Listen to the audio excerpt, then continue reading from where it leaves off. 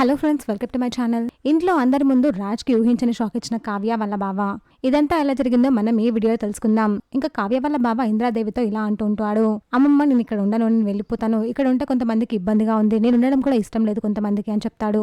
అదేంటయ్యా, నువ్వు మా బంధువువి, నువ్వు ఉంటే ఇక్కడ ఇబ్బందిగా ఎవరు ఫీల్ అయ్యారు చెప్పు, నువ్వు ఇండియా వెళ్లే వరకు ఇక్కడే ఉండాలి అని ఇంద్రాదేవి చెప్తుంది. దాంతో అప్పుడు అక్కడికి వచ్చిన రాజ్ ఆ మాట విని షాక్ అవుతాడు.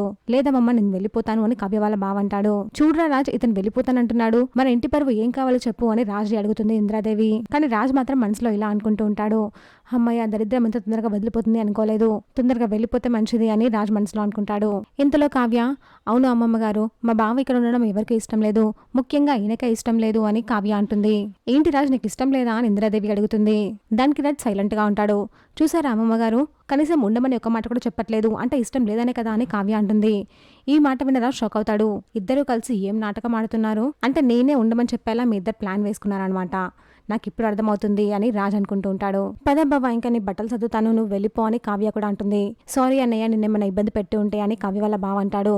ఇంతలో రాజ్, నువ్వేం వెళ్ళిపోని అవసరం లేదు, నీకు ఎన్ని రోజులు కావాలంటే అన్ని రోజులు ఇక్కడే ఉండు అని రాజ్ అంటాడు. నిజమా అన్నయ్య, థ్యాంక్స్ అన్నయ్య అని కావ్య వల్ల బావ అంటాడు. అన్నయ్య ఇంకో చిన్న రిక్వెస్ట్, నువ్వు ఒప్పుకుంటాను అంటే కావ్య నేను బయటకు తీసుకెళ్తాను అని కావ్య వల్ల బావ అంటాడు. ఆ మాట విని రాజ్ ఒక్కసారిగా షాక్ అవుతాడు. చూసాక ఫ్రెండ్స్, మరి ఏం జరగబోతుందో. ఇలాంటి జెన్యూన్ అండ్ రెగ్యులర్ అప్డేట్స్ కోసం మా వీడియోకి లైక్ చేసి ఛానల్ని సబ్స్క్రైబ్ చేసుకోండి.